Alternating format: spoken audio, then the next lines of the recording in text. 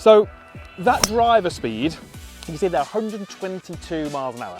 That's pretty normal for me. On the course, I'm around about that 190, 120. Some of the comments I get, well, a lot of the comments I get are, you don't look as if you swing that fast, it looks slower than that. It's not, there's a fair bit of effort there, but in this video, I'm gonna share with you how you can create effortless speed.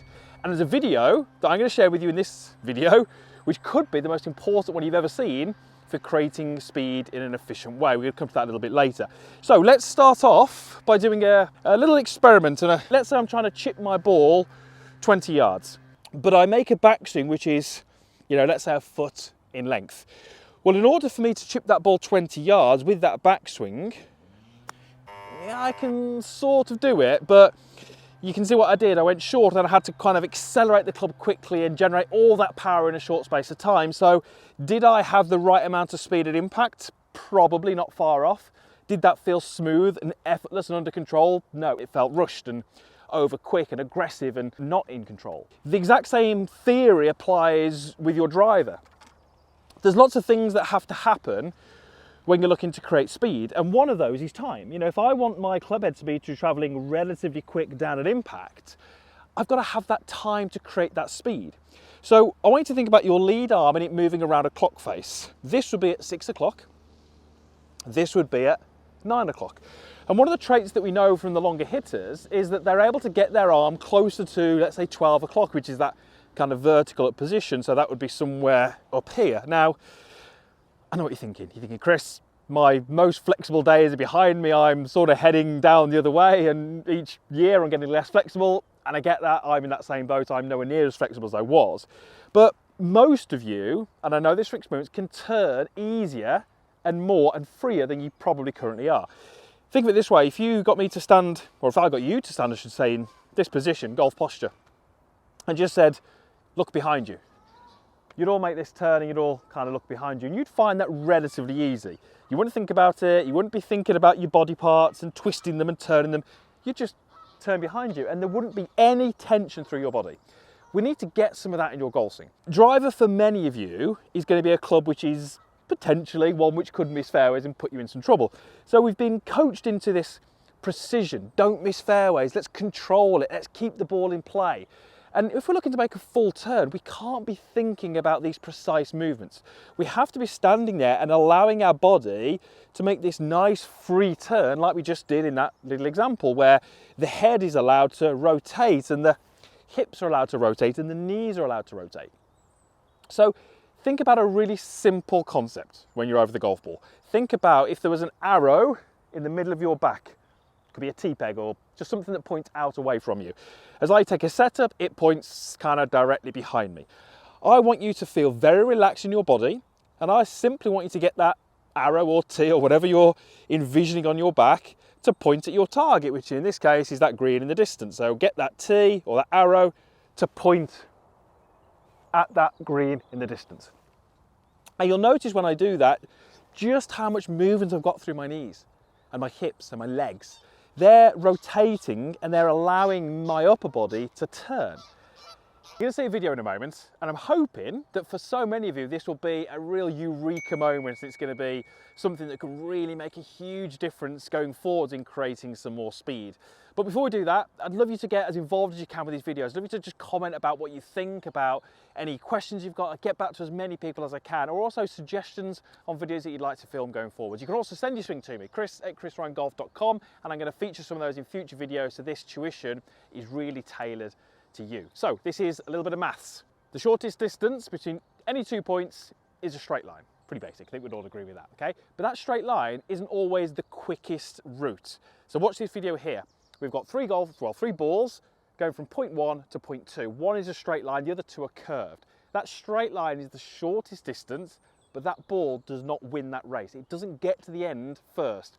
It's that middle ball that does, that slightly curved trajectory or path, as we call it.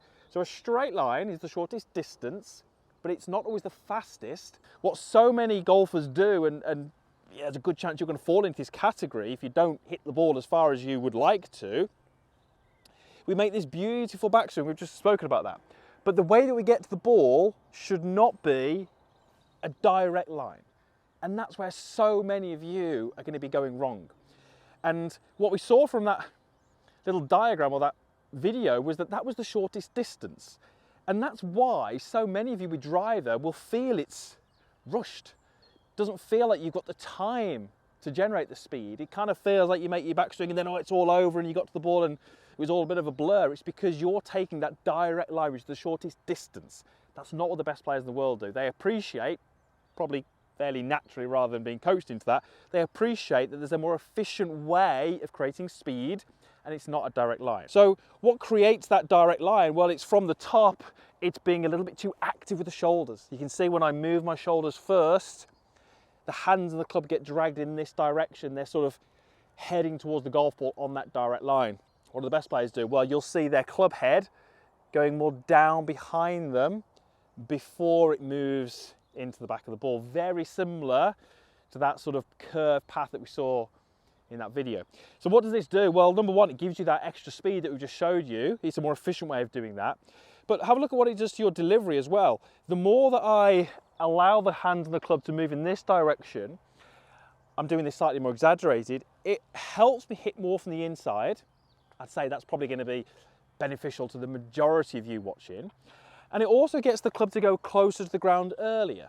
Now, when it goes closer to the ground earlier, we're more likely to then have an upward hit. Now, this video isn't really about attack angle, but if you can create more speed, if that speed can be effortless and we can get you to hit a little bit more up, you are tapping into some serious distance that can make this game a lot easier. So if you can change your mindset, if you can change the way that you transition, you can tap into some speed that you previously didn't think you had. So how do you do this? Well, when you make your backswing, I just want you to feel as if you're keeping your back to the target for a little longer. We mentioned that reference point, that arrow. I want you to feel as if that stays at the target for a little longer and you allow the arms and the club to work a little bit more down in this direction. The last thing we want you to do is get to the top and then lunge at it with the upper body. That's really not going to help. So we're going to go up, hold the shoulders, let the club fall, turn through. So use that little visual, try and tap into that. It's massively going to help. And this now comes on to our last point. So we're going to talk about the hands and how much speed they've got in the golf swing and how that speed ends up in the club head. So I'm going to hit a drive. We know that my club head speed is around about the 120. I want you to pause the video, drop down to the comments box to tell me how fast you think my hands are going to be traveling in this golf swing. I'll be honest, I didn't quite middle that. Not a bad result. Didn't quite get it out of the middle. So we're expecting that club head speed to be around about that 120 mark. So, yep, around about 120. So for my hands, if my clubs were traveling at 120 miles an hour, my hands were traveling 25 miles an hour. I don't know what you guessed. But when I do this with the students that I work with, very often they're guessing a lot higher than that, 50, 60, sometimes even as high as 100 miles an hour. You don't need any more than 25 miles an hour of speed in your hands to get 120 mile an hour in the club head. Now, for many, that sounds crazy, but it actually sounds really achievable. Hope you agree. What it tells us, therefore, is that the real key to getting effortless speed in your golf swing is taking that speed from here and putting it out into the club head, okay? Watch what would happen if I swung like this. Now, I know that's exaggerated, but the club head would be traveling faster than my hands, but not by a huge amount. So the real efficient golfers transfer the energy from here to here exceptionally well. How do they do that? Well, it's different to what you might think, okay? It's all to do with how you break, okay? Here's a towel, okay? I'm gonna try and whip this towel. I don't think it'll make a noise, but we'll try and get some speed into this end here.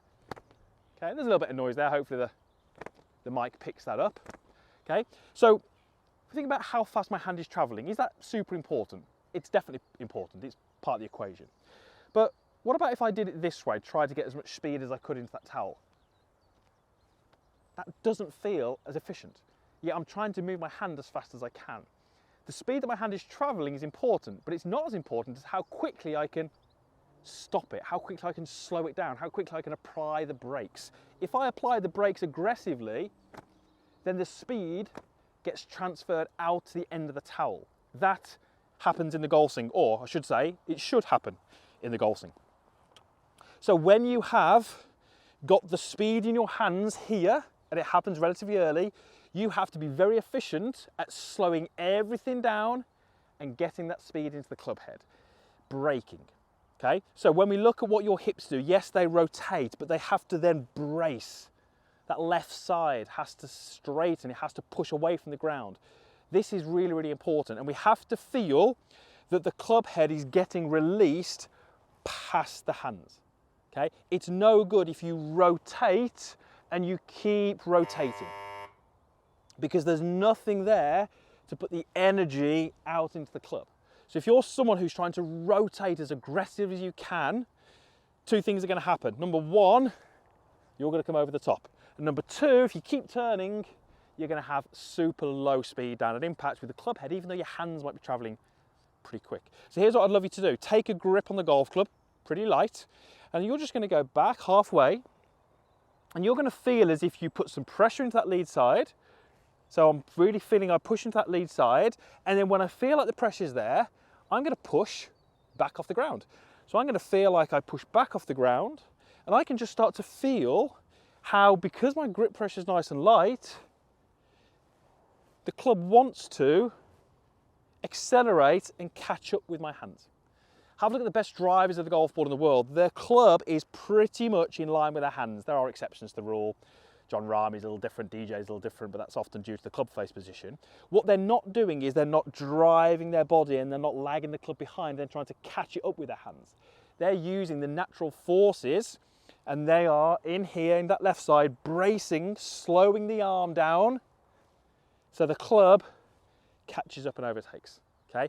We're tapping into the most efficient way to generate speed.